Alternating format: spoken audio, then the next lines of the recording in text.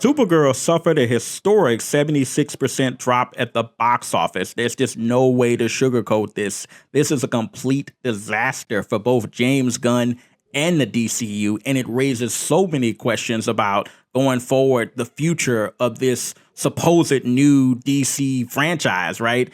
Is this simply a one-off when it comes to Supergirl, or does this represent something larger? Now that we look at Lanterns or even Clayface, you're going to look at them with far more skepticism in the wake of what happened with Supergirl now compared to before. And it kind of raises, as I said, questions about Mr. Gunn's leadership. But the real news just dropped that an explosive article from the Hollywood Reporter reveals that the DC studios actually knew that this movie was in trouble for well over a year. So, this final result at the box office is not really surprising to the people in the DC studios based off of what we're reading in this article. But apparently in the Hollywood Reporter article, director Greg Gillespie and James Gunn and Peter Safran had kind of creative disagreements. And it kind of shows when you're watching this movie because it was at the time felt a bit all over the place. The article also says that the studio effectively took over post-production of the film. And that's probably one of the bigger revelations. Apparently they brought in like a new writer, like Jeremy Slater, to, come in and write some scenes for it. Reshoots were done. The climax, the ending was completely changed. The music choice became a point of disagreement. And frankly, what they actually had in the movie didn't really help.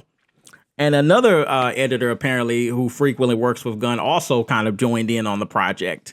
And it's weird because by the end, this film wasn't even a Gillespie movie anymore. It kind of really became a heavy studio-shaped production. Too many cooks in the kitchen. That seems to be what was happening here. And apparently they also created two completely different cuts of the film.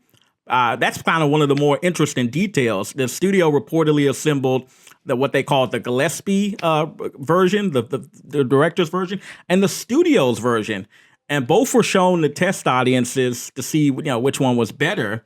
The studio cut won, but it wasn't even, neither version got strong test audience reaction. So the studio version was, it was mildly better.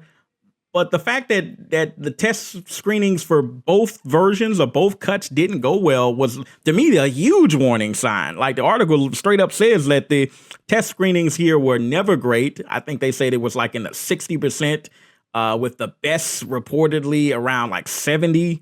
You got like a score of a 70, and for comparison, strong blockbuster test scores, they tend to be much higher than that, right? You want to get it into the 80 or 90, but this is like 60s and 70s. So it's like, even when they edited and reshoot and did all of the stuff they did, they still couldn't save this movie. They still couldn't save it.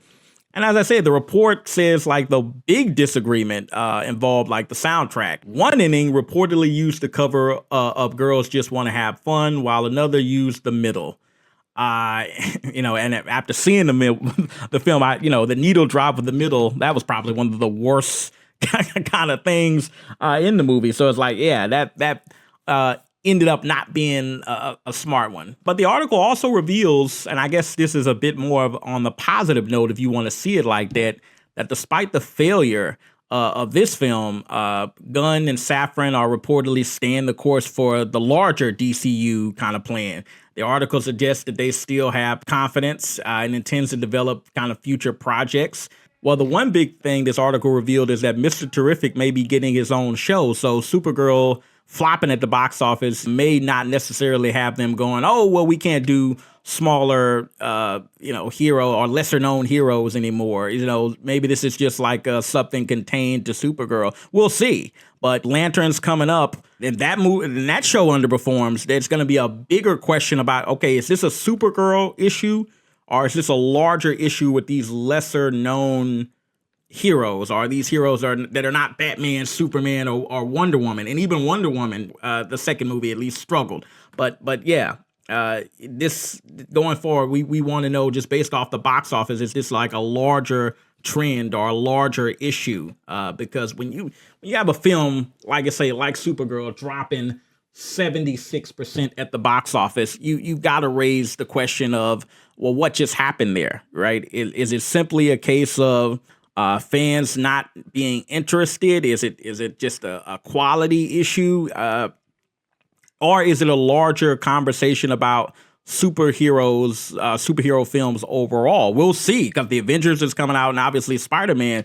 So we'll see. I mean, it may very well be a case of Supergirl being like a warning sign for the superhero film genre, or it could be, let's say Spider-Man and Avengers do big numbers. We'll look at it as, oh, it was just Supergirl. Supergirl was terrible, and we can just write it off as that. But if that isn't the case, that's definitely going to be like a conversation to be had about the genre of superhero films overall.